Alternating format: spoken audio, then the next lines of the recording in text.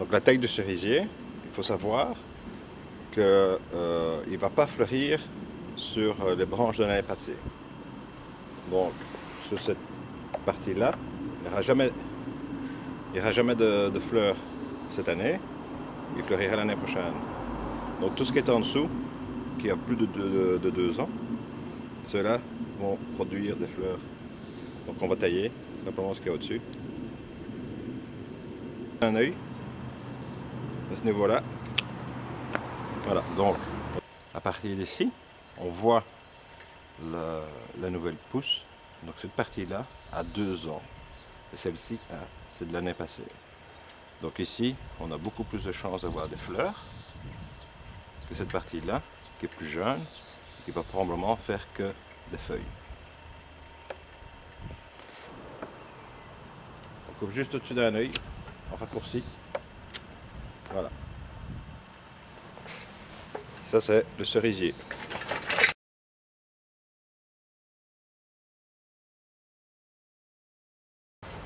La taille du framboisier, c'est simple. Ce sont les branches de l'année passée qui ont poussé. De grandes branches, toutes simples. Il n'y a pas de branches extérieures, donc c'est vraiment juste la branche principale. On va réduire cette branche principale d'un tiers de sa longueur, juste au-dessus d'un œil, bien coupé.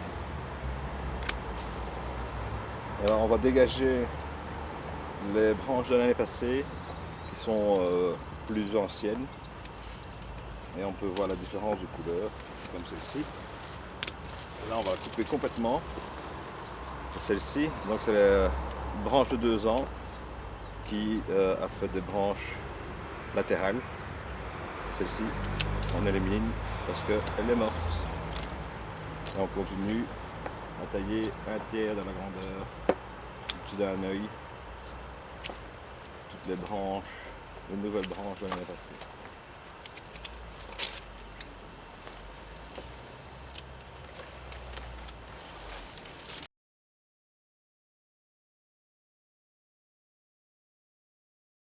Alors pour le pommier,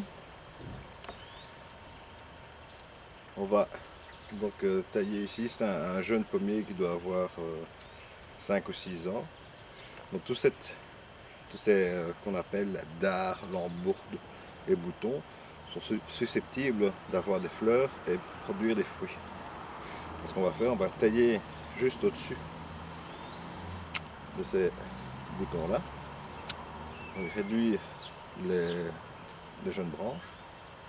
Ce qu'on peut faire aussi avec les pommiers et les poiriers, c'est arquer les branches. C'est-à-dire, on va les attacher, mettre une corde ou une ficelle pour essayer d'avoir la branche le plus horizontale possible, qui va freiner la sève et qui va engorger tous ces boutons et qui va, on espère, donner beaucoup plus de fruits et de fleurs.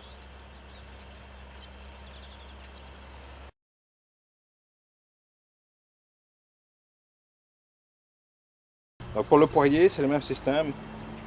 Toutes ces branches, tous ces boutons-là, toutes ces petites branches d'arbres, lambourdes et boutons sont susceptibles d'avoir des fleurs et pouvoir produire des fruits. Donc on va réduire tous ceux qui sont droites, parce que tous ceux qui vont vers le ciel vont attirer la sève et va produire en général très peu de fleurs, mais plus de feuilles et des branches que le reste. Donc comme d'habitude, tout ce qui est plus à l'horizontale a plus de chances de donner des fruits. Donc on va essayer de garder toutes ces branches-là comme branches principales. Toutes les branches qui s'entrecoupent, aussi les dégager pour éviter de blesser l'arbre.